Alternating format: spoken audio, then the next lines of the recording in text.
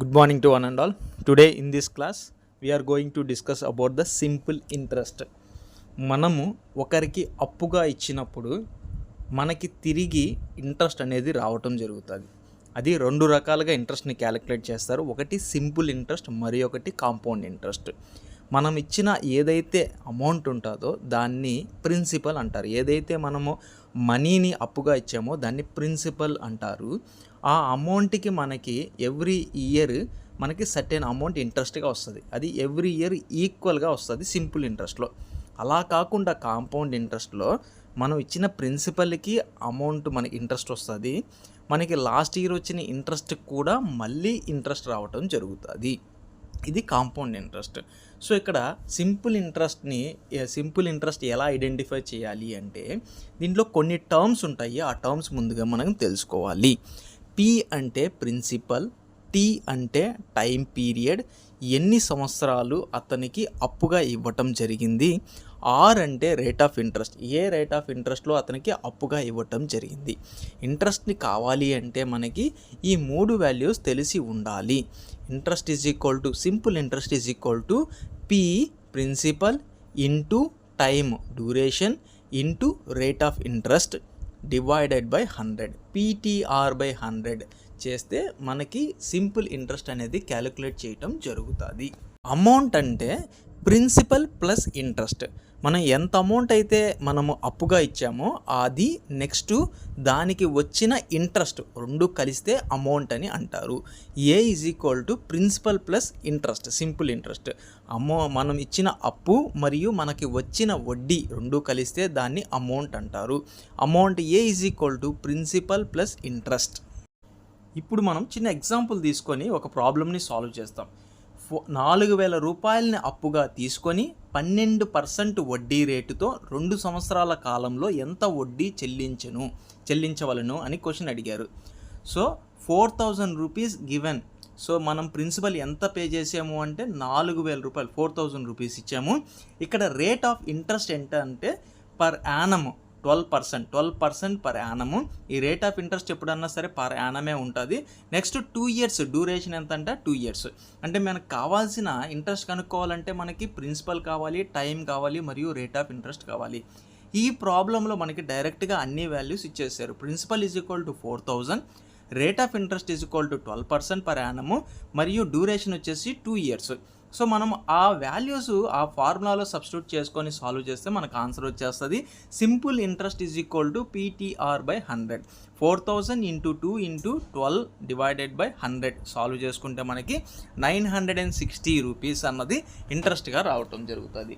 Sir ఈ problems మనం ఈ ఫార్ములాని యూజ్ చేసుకొని చేయాలా, పేపర్ అండ్ పెన్ యూజ్ చేసుకోకుండా ఓరల్గా చేయలేమా అంటే ఎస్, మీరు చేయవచ్చు. దానికి ఎలా అని నేను ఇప్పుడు చెప్తాను. నేను ఈ 4,000 రూపీస్ అన్నది ఎప్పుడు 100% ఉంటుందండి. 100% అంటే ఏంటి అంటే 4,000 రూపీస్. సో మనకి ప్రతి 100 రూపాయలకి ప్రతి సెంట్కి అంటే ప్రతి 100%కి మనకి ఎంత ఇంట్రెస్ట్ వస్తుందంట, 12% వస్తుందంట. ఈ 4,000లో మనకి 10% ఇంట్రెస్ట్ అంటే ఎలా కనుక్కుంటాము? 4,000లో ఒక 0 తీసేస్తే దాని వాల్యూ 10% వాల్యూ. అంటే 10% ఈజ్ ఈక్వల్ టు 400 అని తెలుస్తుంది. మరియు మనకు కనుక్కోమంది 10%, 12% రేట్ ఆఫ్ ఇంట్రెస్ట్ అని చెప్పారు. సో మరియు 2%కి ఎంత? 10% వాల్యూకి 400 అయితే 2%కి వాల్యూ ఎంత అవుతుంది? 400/5 చేస్తే సరిపోతుంది. 400/5 చేస్తే మనకి ఎంత వస్తుంది అంటే 80 రూపీస్ వస్తుంది. సో అంటే 480 రూపీస్. 480 రూపీస్ అన్నది 12% ఈజ్ ఈక్వల్ టు 480 రూపీస్. అంటే ఒక్క సంవత్సరానికి 12%గా 480 రూపీస్ వస్తుంది. ఎన్ని సంవత్సరాలు రావాలి అట్లాగా? 2 ఇయర్స్ రావాలి. అంటే 480 + 480, 400 800 అవుద్ది, 80 160 అవుద్ది. ఓవరాల్గా మనకి 960 రూపీస్ ఇంట్రెస్ట్గా వస్తుంది. దీనికి ఎటువంటి పెన్ను కానీ పేపర్ కానీ యూజ్ చేయకుండా మీరు డైరెక్ట్గా సాల్వ్ చేయవచ్చు. నెక్స్ట్ ప్రాబ్లం ఒకసారి చూద్దాము. 4,000 రూపాయలకు అప్పుగా తీసుకొని 7 1/2% వడ్డీ రేటుతో 2 1/2 కాలంలో ఎంత వడ్డీ చెల్లించవలెను అన్నది క్వశ్చన్. ఇక్కడ మనకి డైరెక్ట్గా ప్రిన్సిపల్ ఎంత అప్పుగా ఇచ్చారంట? 4,000 రూపాయలు అప్పుగా ఇచ్చారంట. ఎంత రేట్ ఆఫ్ ఇంట్రెస్ట్కి? 7 1/2. అంటే ఇది మిక్స్డ్ ఫ్రాక్షన్లో ఇచ్చారు. 7 1/2ని మనము సింపుల్ ఫ్రాక్షన్గా కన్వర్ట్ చేయాలి అంటే 2 7 మల్టిప్లై చేసి 1తో యాడ్ చేస్తే మనకి P/Q ఫామ్లోకి రావటం జరుగుతుంది. 7 2s are 14, 14 + 1 15/2, అంటే 15/2 అన్నది రేట్ ఆఫ్ ఇంట్రెస్ట్. మరియు కాలం చూడండి, కాలం కూడా మిక్స్డ్ ఫ్రాక్షన్లో ఇచ్చారు, 2 1/2 అన్నది ఇవ్వటం జరిగింది. సో ఇక్కడ కూడా 2 × 2 మల్టిప్లై చేసి 1తో యాడ్ చేస్తే వచ్చేది P/Q ఫామ్లోకి కన్వర్ట్ అవుతుంది. 2 2s are 4, 4 + 1 5, 5/2 అన్నది ఇది కూడా మిక్స్డ్ ఫ్రాక్షన్లో ఉన్నది. ఎప్పుడన్నా సరే పర్సంటేజ్ కానీ డ్యూరేషన్ కానీ మనకి మిక్స్డ్ ఫ్రాక్షన్లో ఉన్నప్పుడు you better follow the formula. So ఇప్పుడు మనకి సింపుల్ ఇంట్రెస్ట్ ఐడెంటిఫై చేసుకోవాలంటే ఇచ్చిన ఫార్ములా ఏంటి అంటే simple interest is equal to PTR/100. P అంటే ప్రిన్సిపల్ 4000 రూపీస్, T అంటే డ్యూరేషన్ 5/2, అదే R అంటే రేట్ ఆఫ్ ఇంట్రెస్ట్ అది 15/2. ఇలా మిక్స్డ్ ఫ్రాక్షన్ బై 100 చేసుకోవాలి. ఎప్పుడన్నా ఒక P/Q ఫామ్లోంచి మళ్ళీ డివిజన్లో ఇంకొక వాల్యూ వచ్చినప్పుడు కింద ఉన్న డినామినేటర్లకి ఆ 100 అనేది మల్టిప్లై అవుతుంది. సో దీన్ని సాల్వ్ చేసుకోవటం వల్ల మనకు వచ్చే ఆన్సర్ ఏమవుతుంది అంటే 450. ఇక్కడ కింద మనకి డినామినేటర్లో 2 జీరోస్ ఉన్నాయి, 4000లో 2 జీరోస్ ఉన్నాయి. ఇక్కడ డినామినేటర్లో మనకి 2 2s ఉన్నాయి, 2 2s are 4, ఆ 4000లో 4 క్యాన్సిల్ అయిపోతుంది. సో మనం క్యాలిక్యులేట్ చేస్తే మనకి 750 రూపీస్ అన్నది మనకి రేట్ ఆఫ్ ఇంట్రెస్ట్ అవుతుంది. ఎప్పుడన్నా సరే రేట్ ఆఫ్ ఇంట్రెస్ట్ కానీ 10%, 15% ఇలా రౌండ్ ఫిగర్స్లో ఉన్నప్పుడు, లేదా మీకు డ్యూరేషన్ 1 year, 2 years, 3 years ఇలా ఇచ్చినప్పుడు మీరు మైండ్ క్యాలిక్యులేషన్ చేసేసి సాల్వ్ చేసుకోండి by using the percentages.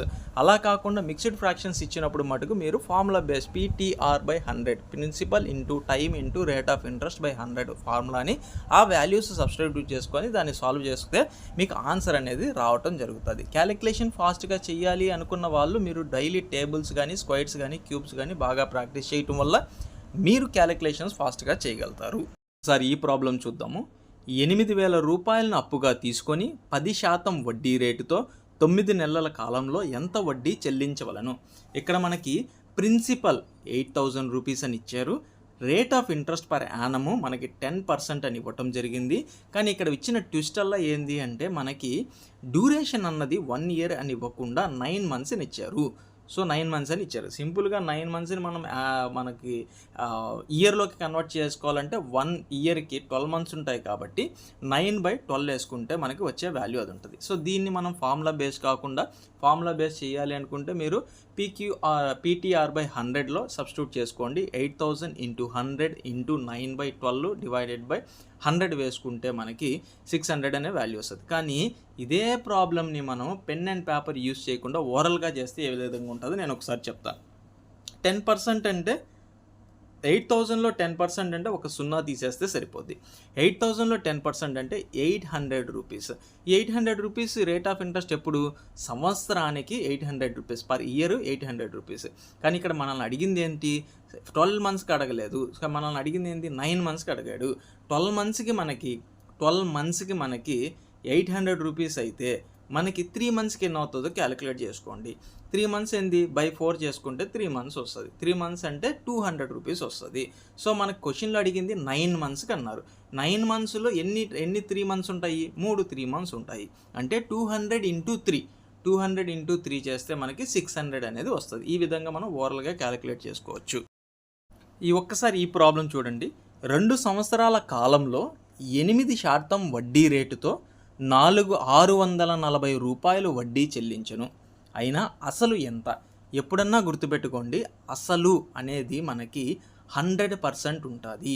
So rate of interest అనేది 8% అని ఇచ్చారు. ఇక్కడ అడిగిన క్వశ్చన్ ఏంటంటే 2 years డ్యూరేషన్లో ఒక సర్టెన్ అమౌంట్ 8% రేట్ ఆఫ్ ఇంట్రెస్ట్తో 2 yearsలో ఆ అమౌంట్ ఎంత అయిందంటే, ఇంట్రెస్ట్ ఎంత అయిందంట? 640 రూపీస్ అయింది. 2 yearsలో 640 రూపీస్ అయినప్పుడు 1 yearలో ఎంత అవుతుంది? దానికి హాఫే కదండి. అంటే 1 yearలో 320 రూపీస్ అవుతుంది. సో 320 రూపీస్ అంటే ఏంది? 8% వాల్యూ.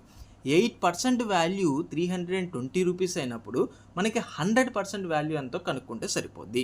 అంటే 100/8 × 320 ఆ వాల్యూ క్యాలిక్యులేట్ చేసుకుంటే మనకి సరిపోతుంది. ఓకేనా?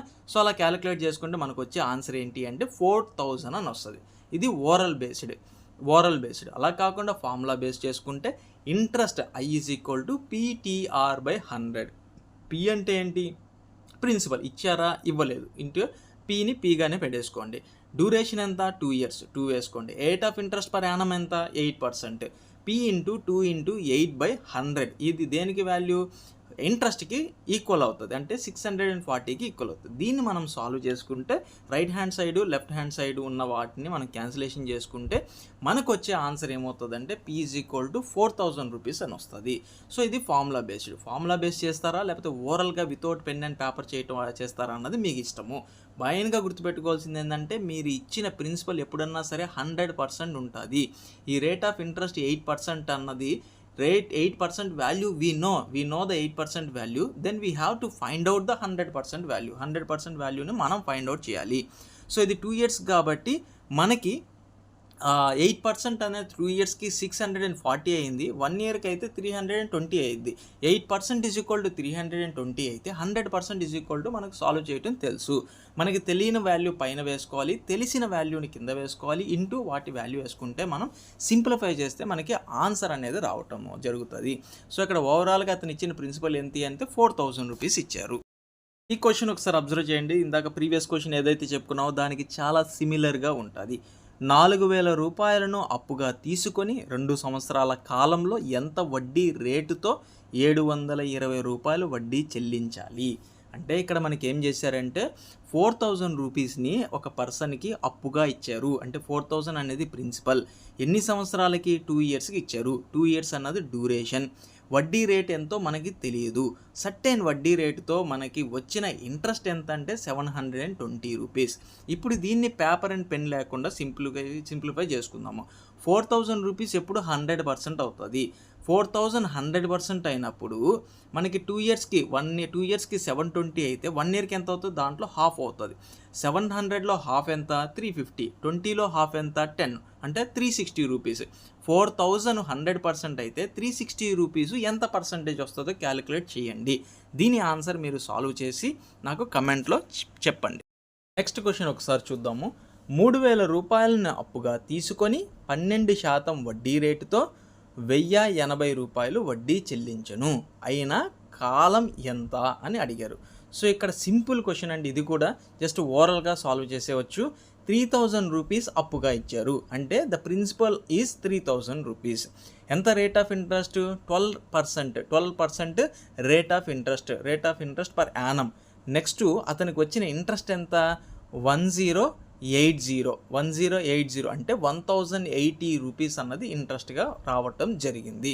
ఓకేనా? ఇప్పుడు 12%కి మనకి 1 yearలో ఎంత ఇంట్రెస్ట్ వస్తుంది, 2 yearలో ఎంత ఇంట్రెస్ట్ వస్తుంది, 3 yearలో ఎంత ఇంట్రెస్ట్ వస్తుంది చూసుకుంటే మనకి ఈజీగా సాల్వ్ అయిపోతుంది. సో సింపుల్గా దీన్ని ఫార్ములా బేస్ చేసుకుంటే interest is equal to PTR/100. Interest అంటే 1080 రూపీస్, దాన్ని PTR/100లో సబ్స్టిట్యూట్ చేసుకోండి. P అంటే 3000 రూపీస్, T అంటే మనకి తెలియదు, ఇంటూ రేట్ ఆఫ్ ఇంట్రెస్ట్ 12%/100 వేసుకుంటే దాన్ని సాల్వ్ చేసుకుంటే మనకు వచ్చే ఆన్సర్ 3 years వస్తుంది. ఇలా కాకుండా మనము నార్మల్ పద్ధతిలో చేసుకుంటే ఎలా వస్తుందో ఒకసారి చూద్దాం. ఓకేనా? సో ఇప్పుడు 3000 రూపీస్ 12%, 1 yearకి ఎంత వస్తుంది? నేను ఇందాకే చెప్పాను 10%. 12%లో మనం కంప్లీట్గా సాల్వ్ చేయలేము. అట్లా అని చెప్పేసి 10% అంటే ఎంత? మనకి 300 రూపీస్ వస్తుంది. సో 10% 300 రూపీస్ అయినప్పుడు 2% ఎంత వస్తుందో క్యాలిక్యులేట్ చేసుకోండి. 2% ఈజ్ ఈక్వల్ టు 300/5 చేసుకోవాలి. 300/5 చేసుకుంటే మనకి 60 వస్తుంది. సో ఓవరాల్గా మనకు వచ్చేది 360 రూపీస్ అనేది రావటం జరుగుతుంది. అంటే 1 yearలో 360 రూపీస్ వస్తుంది. 2 years అయితే ఎంత వస్తుంది? మనకి 720 రూపీస్ వస్తుంది. అది 3 years అయితే ఎంత వస్తుంది?